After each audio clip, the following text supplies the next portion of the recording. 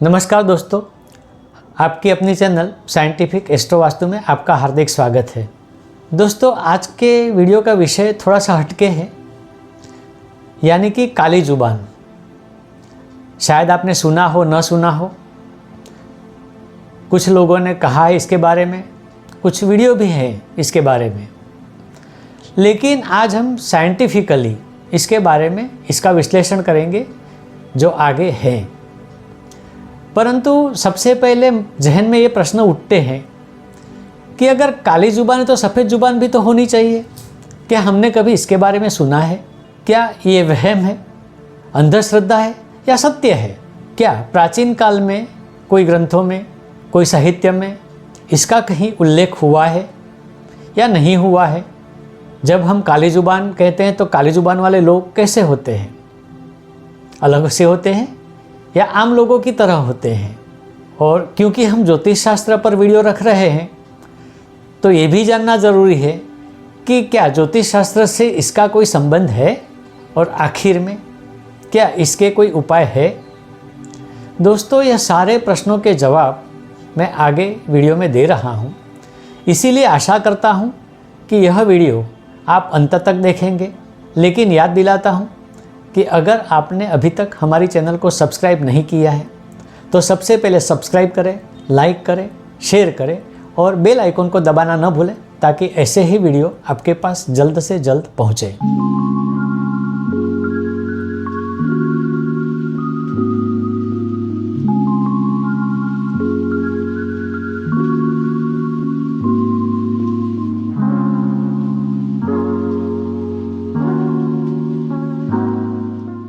तो सबसे पहले जानना ज़रूरी है कि काली जुबान है क्या। दोस्तों, आपने कभी सुना होगा, जाना होगा या किसी से भी सुना होगा। एग्जाम्पल के तौर पर कुछ बता रहा हूँ। जैसे कोई व्यक्ति अपना पर्स पॉकेट में रख रहा है तो सामने वाली व्यक्ति अचानक से बोलती है, संभाल के रखना, कहीं चोरी ना हो जाए। और आगे जाके ये होता है। कभी कोई व्यक्ति यह बोलता है, आप जा रहे हो वाहन लेके तो ज़रा संभाल के चलाना, शायद एक्सीडेंट ना हो जाए, ध्यान रखना, और एक्सीडेंट हो जाता है।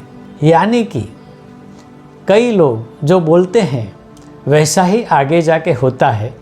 अब कई वीडियो में यह बताया गया है कि काली जुबान यानी कि जुबान का काला रंग होता है, जुबान पे तिल होते हैं, जुबान पे बाल होते हैं, जुबान पे धब्बे होते हैं, आदि आदि। लेकिन ये सही नहीं है। ये जो चीज़ें अभी मैंने बताई ये शायद किसी रोग के कारण हो सकता है, लेकिन ये है तो जुबान काली है ऐसा हम नहीं कह सकते। मतलब इतना ही है कि ये लोग जो बोलते हैं वह होता है, यानी कि इनकी बातें सही साबित हो जाती हैं। अब पहला ही प्रश्न था मेरा कि काली जुबान है तो सफ़ेद जुबान भी होनी चाहिए। दोस्तों, इसके लिए प्राचीन काल में हम झांकते हैं तो कई ग्रंथों में, पुराणों में, वार्ताओं में हम सुनते हैं कि किसी ऋषि को गुस्सा आया, उसने श्राप दे दिया और ये श्राप के हिसाब से जो कहा है वो होता है। और दूसरी बात है कि जब ऋषि खुश होते हैं तो वरदान देते हैं। तो जो नेगेटिव बात है वो श्राप है, जो अच्छी बात है वो वरदान है। आज के ज़माने के हिसाब से हम ये कह सकते हैं कि जब नकारात्मक बात करते हैं और सही होती है तो यह काली जुबान हो सकती है या तो मानी जाती है, और अगर कोई बात करते हैं अच्छी होती है तो इसको हम सफ़ेद जुबान भी कह सकते हैं या मानी जाती है। तो दोनों पहलू है हमारे सामने, तो इसे सफ़ेद जुबान का नाम तो नहीं दे सकते और किसी ने दिया भी नहीं है, पर समझने की बात है कि काली जुबान है तो सफ़ेद जुबान भी है ही। अब सवाल ये कि ये लोग कैसे होते हैं?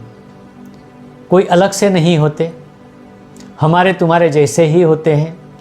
लेकिन मैंने देखा है स्पेसिफिकली कि ये लोग बहुत अच्छे होते हैं, मिलनसार होते हैं, मृदु बोलने वाले होते हैं, इनके विचार भी अच्छे होते हैं, किसी से झगड़ा नहीं करते, कभी जानबूझकर किसी को बुरा नहीं कहते। क्योंकि काली जुबान जो इसे बोलते हैं वह अचानक से बोली जाती है, उसके पीछे कोई स्पेसिफिक कारण नहीं होता। इन लोगों का एक दूसरा पहलू भी है।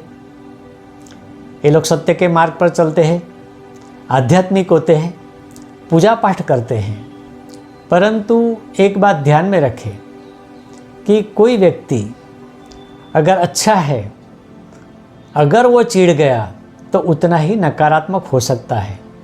यानी कि ऐसे व्यक्ति को अगर आप गुस्सा दिलाते हैं, जैसे पहले के ज़माने में ऋषियों को गुस्सा दिलाते थे तो श्राप देते थे, आज के ज़माने में ऋषि जितना पावर वाला तो कोई रहा नहीं है। तो अगर उसको गुस्सा दिलाते हैं, उसका कुछ बुरा करने की सोचते हैं, तो कहीं वो अचानक से बोल देता है जिसमें आपका बुरा होना होता है, और फिर वह बात असल में हो जाती है। यानी काली जुबान वाला या सफ़ेद जुबान वाला कोई भी व्यक्ति हो तो उससे कतई हम दोष नहीं दे सकते, ये ध्यान में रखना है। अब सवाल उठता है, ज्योतिष के साथ इसका क्या संबंध है? क्योंकि हम तो वीडियो ज्योतिष के लिए ही रख रहे हैं। तो सबसे पहले जो इसके लिए इम्पोर्टेंट ग्रह है वह है राहु। क्योंकि आप जानते हैं राहु अंधेरा है, राहु भ्रम है, और अचानक से कोई घटना होती है तो राहु के कारण होती है। यानी राहु की घटना सोची समझी नहीं होती। दूसरा एक ग्रह इसके लिए बुध। सब जानते हैं आप, बुध वाणी का कारक है, यानी कि आप जो बोलते हैं उसका कारक ग्रह बुध है। एक और ग्रह है शनि। शनि कर्मफल दाता है, यानी कि अगर आपके कर्म अच्छे तो आपको अच्छा फल मिलेगा, आपके कर्म बुरे तो बुरा फल मिलेगा। तो कहीं न कहीं शनि भी इस व्यक्ति के माध्यम से आपको संकेत देता है। अब कुंडली के बारे में देखें तो 8वां स्थान इसके लिए महत्व का है, क्योंकि 8वां स्थान रहस्य का है, और अभी तक जो बातें बताई हैं वो रहस्यमय है, रहस्य से जुड़ी है। तो 8वां स्थान इस बात के लिए महत्व का हो जाता है। एक दूसरा और स्थान है कुंडली में 5वां स्थान। 5वां स्थान प्राप्ति का है, यानी कि अगर आपको ऊपर से कोई संकेत मिलता है सबकॉन्शियस माइंड में, तो कहीं ना कहीं आप ब्रह्मांड से कुछ प्राप्त करते हैं संकेत के रूप में, और आप सामने वाले को बताते हैं। तो 5वां स्थान भी इसके लिए महत्व का है। तो यहाँ मैं 2 बातें बताता हूँ। अगर काली जुबान है तो ये तीनों ग्रह नकारात्मक है, पाप ग्रह की राशि में बैठे हैं या पाप ग्रह की दृष्टि इन पर है, और ये तीनों ग्रह का संबंध कहीं न कहीं सीधा या परोक्ष 8वें स्थान से और 5वें स्थान से ज़रूर होता है।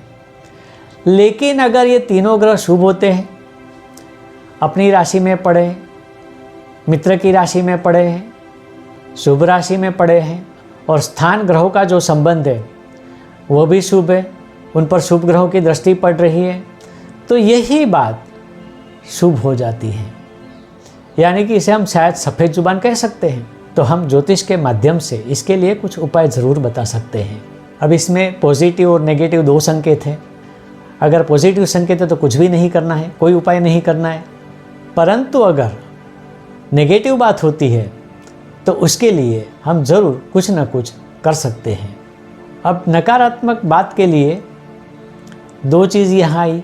एक तो जो व्यक्ति बोलता है नकारात्मक, वह उसको कुछ करना चाहिए, और एक जिसके लिए बोला जाता है उसको भी कुछ करना चाहिए।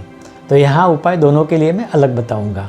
जिस व्यक्ति की नकारात्मक बात सही हो जाती है उसको केतु का नंग, लहसुन या पत्थर यानी केटसाई शनि के उंगली में धारण करना चाहिए। उस व्यक्ति को हरे और काले रंग का इस्तेमाल नहीं करना चाहिए।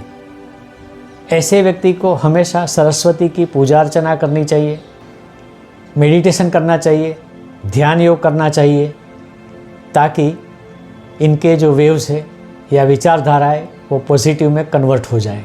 आज्ञा चक्र यानी कपाल पर सफ़ेद चंदन का तिलक लगाना चाहिए। अब मानो जिसके लिए बात की है उसको भी तो कुछ करना पड़ेगा। तो सबसे सीधी सादी बात है कि अगर उस व्यक्ति के लिए कुछ कहा गया है नकारात्मक तो उसे उस बात की अवमानना नहीं करनी चाहिए, उस पर ध्यान देना चाहिए। जब व्यक्ति नकारात्मक बात सुनता है तो उसको वहाँ से निकल जाना चाहिए, वह स्थल छोड़ देना चाहिए, और सबसे नज़दीकी जो चौराहा आएगा वहाँ जाकर उसको चारों रास्ते पर घूमना है, लेकिन एंटी क्लॉकवाइज घूमना है, क्लॉकवाइज नहीं घूमना है। यानी दक्षिणावर्त नहीं घूमना है, उत्तरावर्त घूमना है। ऐसे 3 चक्कर काटने हैं। कभी गवर्नमेंट ने सर्कल बनाया है चौराहे पर तो अच्छा ही है, वरना ऐसे भी ये चक्कर काट सकता है। और 3 चक्कर काटने के बाद जिस रास्ते से आया उस रास्ते से गुजरकर आगे निकल जाना चाहिए। एक दूसरा भी है, अगर पास में कहीं हनुमान जी का मंदिर है तो वहाँ जाए, दर्शन करें और सिंदूर का तिलक लगाए, और हो सके तो हनुमान जी का रक्षा सूत्र बाएं हाथ में बांधे, दाहिने हाथ में नहीं बांधना है, बाएं हाथ में बांधना है, ये ध्यान रखिए। तो दोस्तों ऐसे कई उपाय मैंने बताए जो कि सामान्य है, सामान्य सिद्धांतों पर आधारित है। अगर विशेष उपाय चाहिए तो कुंडली देखनी चाहिए, इसके सिवाय विशेष उपाय हम नहीं दे सकते। तो दोस्तों आज का वीडियो कैसा लगा इसके बारे में आप ज़रूर कमेंट कीजिए। अगर ऐसे ही विषय पर आप कुछ जानना चाहते हैं तो वह भी हमें कमेंट में बताइए, ताकि ऐसे विषय पर हम आगे वीडियो बनाते रहें। और हाँ, अगर अभी तक आपने हमारे चैनल को सब्सक्राइब नहीं किया है तो सब्सक्राइब करें, लाइक करें, शेयर करें और बेल आइकन को दबाना ना भूलें, ताकि ऐसे ही वीडियो आपके पास सबसे पहले आए। तो दोस्तों आज के लिए बस इतना ही। आगे आने वाले वीडियो का इंतज़ार करें। नमस्कार।